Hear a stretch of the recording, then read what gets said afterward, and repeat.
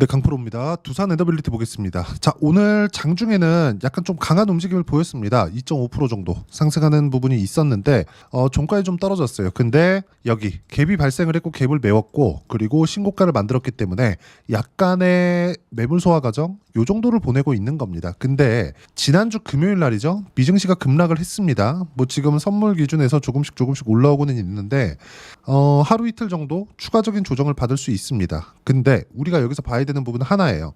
일반적으로 미증시는 계속 강한 움직임을 보였습니다. 그렇기 때문에 받고 있는 조정인 거지 뭐 미증시가 뭐 박살이 난다거나 그럴 수는 없어요. 자, 조정을 받게 만든 이유가 있겠죠. 그게 트럼프 관세 때문입니다. 그럼 우리가 여기서 한번 생각해 보자고요. 트럼프가 관세를 매겼다? 그런다고 나스닥이 떨어져. 그렇죠. 미증시가 떨어져. 그러면 이게 트럼프가 관세를 매김으로 인해서 나스닥이 떨어진다는 건 트럼프가 미국의 상황을 안 좋게 만드는 것인가? 이렇게 만들까요? 트럼프가 바본가요? 그렇죠. 절대 그렇게 생각하지 않죠. 모든 분들이 다 그렇게 생각하지 않을 거라고 저는 생각을 합니다. 자, 트럼프가 만약에 뭐 계속 뭐 강경 노선을 막 밟아가면서 그냥 상호 관세 그냥 계속해서 때릴 거야 막 이런다고 쳐봅시다. 우리가 미국에 도움이 되는 정책이기 때문에 한다고 생각을 하는 거지, 관세를 매김으로 인해서 뭐 미국 시장이 완전히 박살이 나고 미국 경기에 문제가 생기고 이런 부분들은 절대로 생기지 않는다는 겁니다. 여기에 집중을 하셔야 돼요. 관세로 인해서 들어오는 조정은 일시적인 조정에 지나지 않는다. 왜 그러냐면 관세는 목적이 아니기 때문에 그렇습니다. 단순히 수단에 불과하기 때문에 그래요. 그렇죠? 예를 들어서 그래요. 지난주에 이야기를 할 때도 딱 반으로 나눠서 미국이 여기 가운데 있고요. 위에 캐나다, 밑에 멕시코가 있어요. 근데 캐나다에 매긴 관세 다르고요. 멕시코에 매긴 관세가 다릅니다. 처음엔 똑같이 갔는데 멕시코에서 더 가지고 왔어요. 원하는 걸. 그러니까 여기 멕시코에서 어떻게 했어요? 관세율을 낮춰줬습니다. 그럼 캐나다는 상대적으로 짜증이 나겠죠. 너네도 더 가지고 와. 이 얘기를 하는 겁니다, 지금. 그리고 상호 관세. 예를 들어서 미국에서 관세를 올려요. 그럼 상대국에서 관세를 올리죠. 그럼 나도 또 올릴 거야. 똑같이 계속해서 맞춰갈 거다. 누가 이기나 한번 해보자. 이 얘기를 하고 있는 거예요. 그러면 미국 시장에서 나오고 있는 조정 구간에 우리가 어떤 종목을 매매를 하고 한국 시장 기준에서 봤을 때 이런 부분에 우리가 집중을 해서 봐야 된다는 거지, 미국 시장이 조정을 받았다고 한국 시장이 이제 뭐 폭락이 나올 수 있다 이런 부분들은 전혀 생기지 않는다. 한국에 관세를 매긴다고 하더라도 어떤 부분이 나와요? 한국에서 그렇죠. 미국 시장이 탄탄하게 움직이고 있는 한 한국에서 주도했었던 종목군들은 꾸준히 유지가 된다. 근데 주도주는 뭐예요? 신고가 구간. 그렇죠? 신고가 구간에 있는 종목군들만 우리가 골라서 매매를 해야 될 필요가 있습니다. 그 중에 하나가 두산 에너빌리티입니다. 이거 말고도 제가 주도주라고 이야기를 했었던 종목군들이 있습니다. 알테오젠이나 이런 종목군들이에요.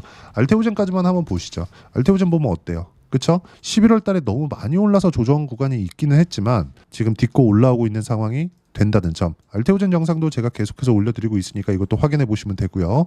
그리고 바이오, 그리고 원전 이쪽은 한국 시장에서 25년도에도 계속 주도주가 될 수밖에 없다.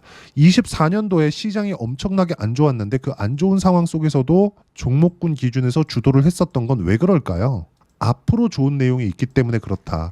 두산 에너빌리티가 앞으로 좋은 내용이 있는 건 뭐예요? SMR, 즉 뉴스케일 파워와 연계가 되어서 뉴스케일 파워의 기자재 납품을 실제 하고 있거든요. 그러면 뉴스케일 파워의 경쟁사 웨스팅하우스, 뭐 테라파워 이런 쪽입니다. 즉 지금 체코 쪽을 포함해서 뭐 슬로베니아나 이쪽, 즉 유럽에서 지금 진행하고 있는 원전을 계속해서 늘리고 있거든요. 그러면 이쪽에 한수원이 포기한다 그랬어요. 왜 포기했을까요? 웨스팅하우스에 밀려서. 근데 두산 에너빌리티는 이쪽하고는 그렇게 크게 연관이 없다는 겁니다. 물론 하면 더 좋지. 기자재 납품이 더 많이 될 테니까. 근데 여기하고는 크게 뭐 유럽 쪽이나 이런 부분 때문에 주가가 올라간 게 아니다. 유럽이나 이런 쪽 때문에 주가가 올라가는 거였다면 작년에 체코 원전 수주를 했을 때 그냥 여기서 딛고 갔어야 됩니다. 근데 그런 부분이 나왔나요? 전혀 아니죠. 그리고 나서 지금 미국에서 AI 관련된 내용이 지속되고 전기 부족 사태가 지속되는 상황이 계속 나오고 SMR의 주가가 유지되고 있으니까 두산 에너빌리티가 강세 구간으로 돌려 세운 거고, 무엇보다 중요한 내용은 두산 스코다 파워죠. 두산 스코다 파워가 체코 증시에 상장을 하면서 뭐가 나왔습니까? 딱 하나예요. 체코 증시에 상장을 하면서 더 이상 두산 그룹 내에서 거버넌스 문제, 뭐 분할합병이나 이런 부분들 있죠. 이런 부분들은 더 이상 생기지 않는다는 거죠. 그러면 두산에너빌리티가 실적이 좋아질 때까지 올라갑니다. 실적이 좋아지면 주식 더 사세요. 이게 아니라 실적이 좋아지는 거 보잖아요. 원전 관련된 실적이 인식되기 시작하면 끝이에요. 그러면 우리가 여기서 실적을 한번 봐야 될 필요가 있겠죠. 실적 보면 이래요. 지금 연결 실적으로 보면 밥캣의 실적이 같이 붙어 있기 때문에 여기 보시면요. 1조 4천억, 1조 이렇게 나옵니다. 그렇죠? 근데 별도 실적으로 보면 밥캣의 실적이 빠진 거예요. 19년 적자, 20년 적자. 이때는 이럴 수밖에 없겠죠. 원전을 죽이고 있었으니까. 근데 21년도부터 돌려 세우기 시작했고 22년도에 850억, 23년도에는 4,549억. 그렇죠? 그리고 별도 실적 아직 집계가 안 되어 있는데 연결로 봤을 때 23년보다 24년도의 실적이 떨어졌어요. 그렇다는 건 뭐예요? 주가 상승이 더 나올 수 있다. 실적은 나오기 시작하잖아요. 주식은 더 이상 위로 못 갑니다. 절대 못 갑니다. 왜? 주가가 먼저 올라와 있으니까. 제가 이해를 돕기 위해서 하이닉스를 한번 보여드릴게요. 하이닉스 실적을 보면 24년도 실적 23조입니다. 두 달 전 24년도였잖아요. 23조예요. 역사상 사상 최고치의 실적을 냈습니다. 창사일의 최대 실적이에요. 그렇죠? 왜 그래요? AI 때문에. 그러면 여기 하이닉스의 실적이 좋다는 건 AI에 대한 앞으로 그렇죠? 수요가 늘어날 수밖에 없다는 점. HBM 수요는 계속 늘어나고 데이터 센터는 늘어날 수밖에 없기 때문에 뭐가 나와요? 전기에 대한 부분, 전기 부족. 이 사태는 지속될 수밖에 없다는 점. 그래서 지난주에 급락이 나오는 상황 속에서도 뉴스케일 파워의 주가는 10% 이상 급등을 한 게 그것 때문에 그렇습니다. 그리고 두산 에너빌리티 같은 경우에도 여기 SMR의 실제 기자재 납품이 이루어지고 있기 때문에 트럼프의 에너지 패권을 잡겠다. 이런 정책과도 맞물리게 될 수밖에 없다. 그리고 우리는 이 내용에 맞춰서 가격을 잡고 매매 구간을 잡고 타점을 잡아가고 이런 상황을 꾸준하게 만들어 가야 된다는 겁니다. 그리고 지금 트럼프가 2주 전인가 3주 전입니다. 스타게이트 프로젝트 있죠? 그렇죠? 자, 손정희 회장, 소프트뱅크 회장이죠. 마사요시 손. 자, 이 사람을 앞세워 가지고 4년 동안 임기 4년 동안 700조 원 이상을 AI에 투자하겠다고 밝혔습니다. 그러면서 샘 올트만 있죠? 샘 올트만이 누구냐? AI의 아버지, 오픈 AI의 창업자예요. 그렇죠? 그러면 오픈 AI를 만들었어요. 즉 챗 GPT를 만든 게 샘 올트먼이다. 그러면 샘 올트먼은 지금 뭐가 필요해요? 데이터 센터가 필요합니다. 데이터 센터가 들어가면 뭐가 필요해요? GPU가 필요해요. GPU를 대량으로 집어넣었을 때 뭐가 필요해요? 전기가 필요해요. 그래서 트럼프가 계속 에너지 패권을 무조건 잡아야 된다. 이렇게 이야기를 하고 있는 게 이것 때문에 그래요. AI하고 전부 다 연결이 되어 있고 그중에 한 분야가 원전인데 1차적으로 지원이 들어갈 수밖에 없다는 거죠. 그리고 두산 에너빌리티 같은 경우에는 고가를 돌파하는 과정이 이제 나왔기 때문에 시세 시작 구간에 있다. 그리고 이 정도, 그렇죠? 미국의 지원을 받고 있는 이런 모멘텀이 붙었을 때는 정말 5배, 10배 이렇게까지 주가가 올라갈 수 있습니다.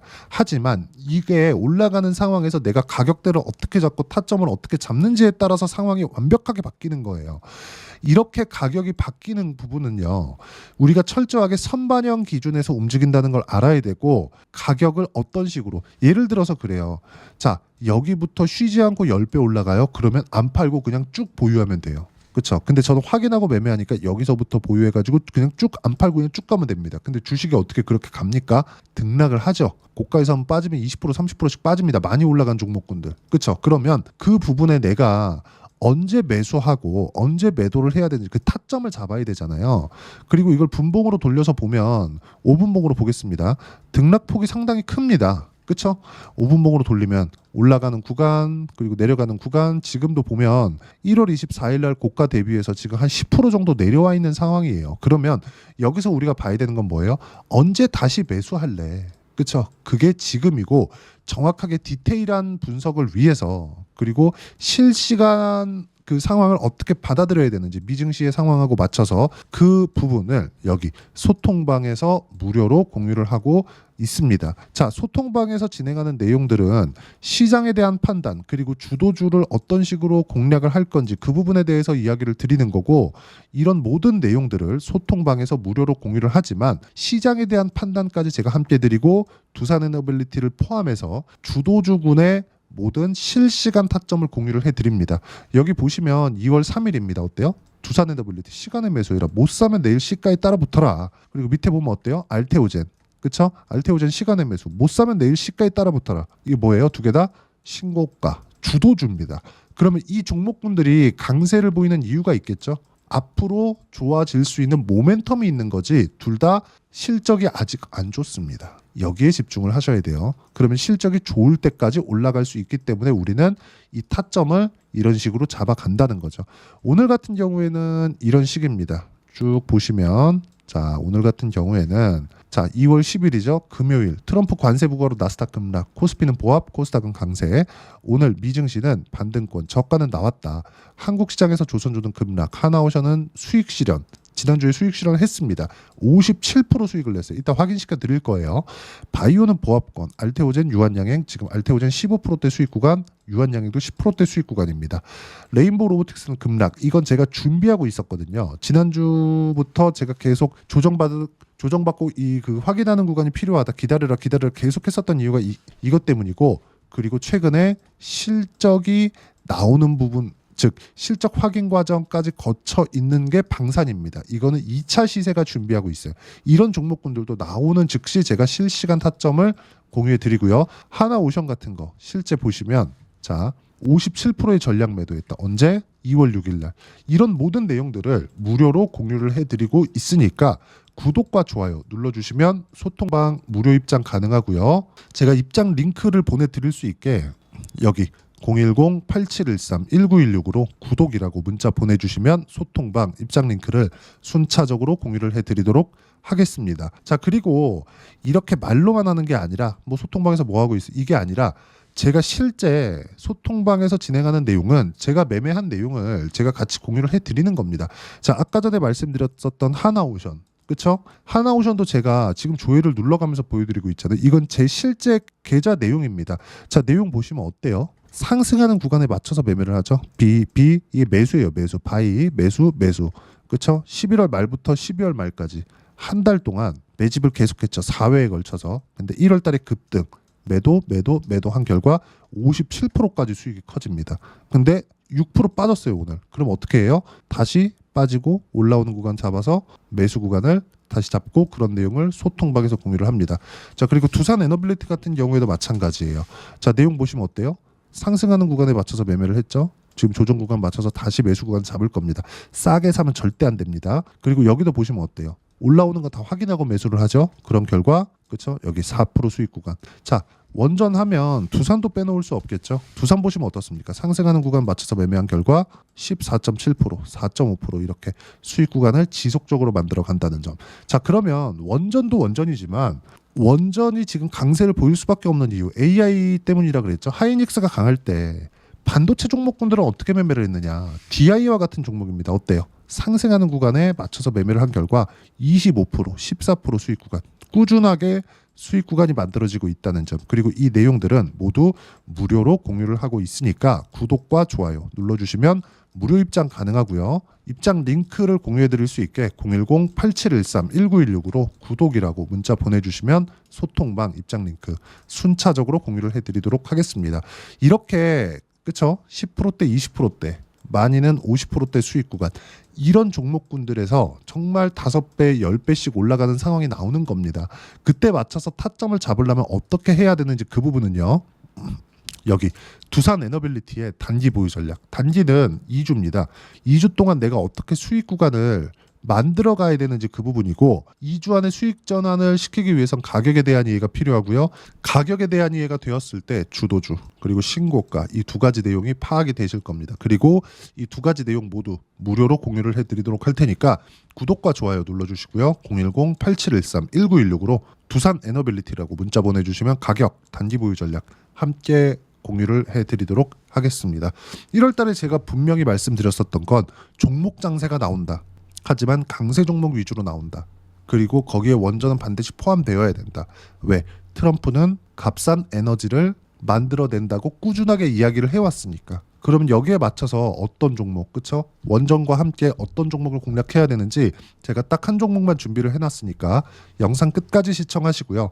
모든 분들이 성공 투자하셨으면 참 좋겠습니다. 자, 여전히 시장은 녹록지 못합니다. 이런 상황이 벌어지는 건 어쩔 수 없습니다. 이런 상황에서도 수익이 나는 종목들의 구조는 변하지 않습니다. 즉, 대시세 종목에 대한 구조는 변하지 않는다는 거고, 실제 제가 소통방에서 지속적으로 이야기를 드리고 있는 내용도 대시세 종목이나 시장 주도주를 공략하는 건 철저하게 가격 분석을 하라고 이야기를 드리고, 가격 분석 이후에는 이슈에 대한 파악, 그리고 이슈를 파악하고 나서는 다시 내가 얼마에 매수할지 그 타점에 대한 부분을 지속적으로 언급을 하고 있습니다.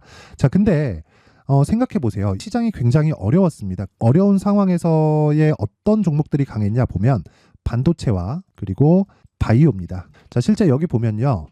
HLB에 제가 실제 매매한 내용을 띄워놓고 보여드리고 있는데 1월 22일부터 매매를 시작해서 4일 동안 31%의 수익 마감이 됐고요. 그리고 여전히 신고가 종목입니다. 자, 그리고 그 다음 어보브 반도체, 이름을 보시다시피 반도체 종목이죠. 그리고 AI 반도체는 지속적으로 강세를 보이고 있습니다. 이 종목도 신고가를 먼저 달성한 이후에 제가 21%의 단기간에 21%의 큰 수익을 내고 마감이 됐습니다. 다시 재공략을 준비하고 있고, 이런 부분은 소통방에서 다 공유를 해드립니다. 자, 그리고 코세스. 자, 코세스 같은 종목도 당연히 그쵸, 신고가 종목이고요. 그리고 반도체 종목입니다. 이 종목도 영업일 기준에서 이틀 동안 대략 한 15%의 수익 마감이 됐습니다.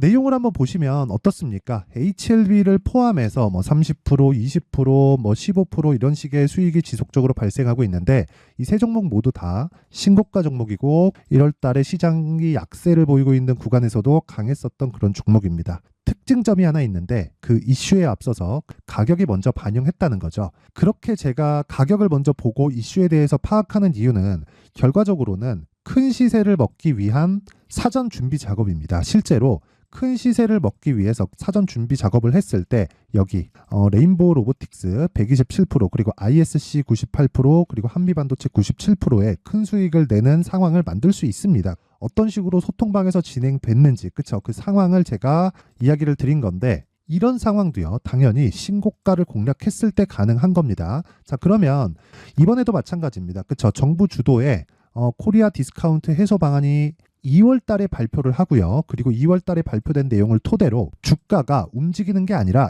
이미 움직인 내용이 있죠. 실제 이 내용은 크게 중요한 게 아니라는 겁니다.